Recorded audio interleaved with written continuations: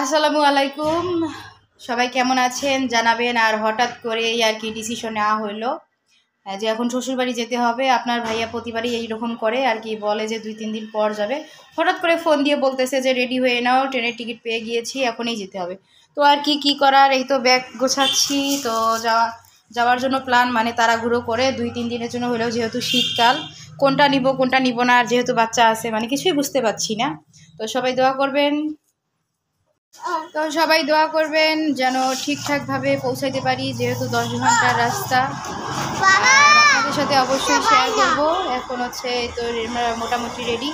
এখন রিক্সা নিব, রিক্সা নেওয়ার পরেই আর কি তারপরে স্টেশনে যাব, যেহেতু আমরা হচ্ছে বুড়িমারি এক্সপ্রেসে যাব। এই কারণেই আর কি বুড়িমারি এক্সপ্রেসের ট্রেনের জন্য বাইপাসে যাইতে হবে, কারণ এটা ঈশ্বরদী থেকে না। এখন রিক্সার জন্য দাঁড়িয়ে আছি। এই তাড়াতাড়ি ওঠো।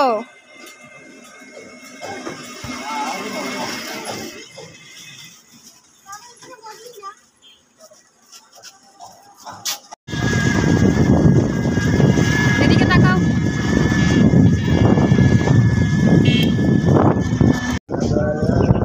এই তো প্রায় চলে এসেছি স্টেশনের কাছে।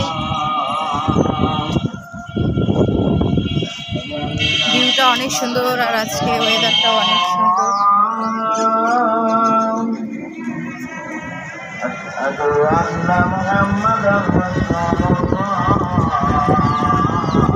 আজান দিয়ে দিল, এত সুন্দর ওয়েদার।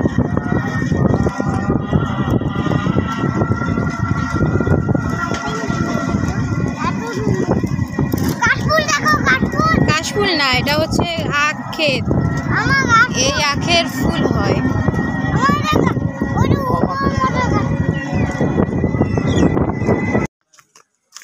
তো আমরা চলে আসলাম স্টেশনে। এখন ট্রেনের জন্য অপেক্ষা করবো, এই আর কি। তো সবাই সাথেই থাকুন। তো ট্রেন চলে আসছে, এই ট্রেনেই আমরা যাব।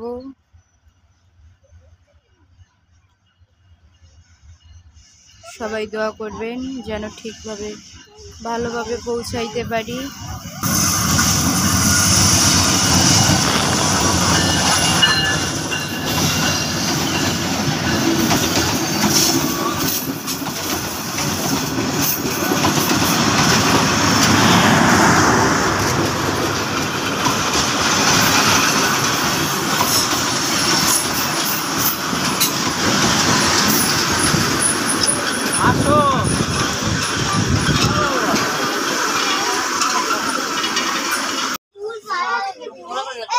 এদিকে তাকাও।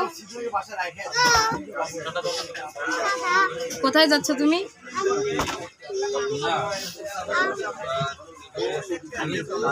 ও বুঝতে পারছে না আসলে, বুড়িমারি এক্সপ্রেস তো ভাবছে যে নানু বাসা যাচ্ছে, দাদু বাসা। তো আমরা আর কি যাচ্ছি, এই যে ট্রেন ছাড়ছে। জ্যাম।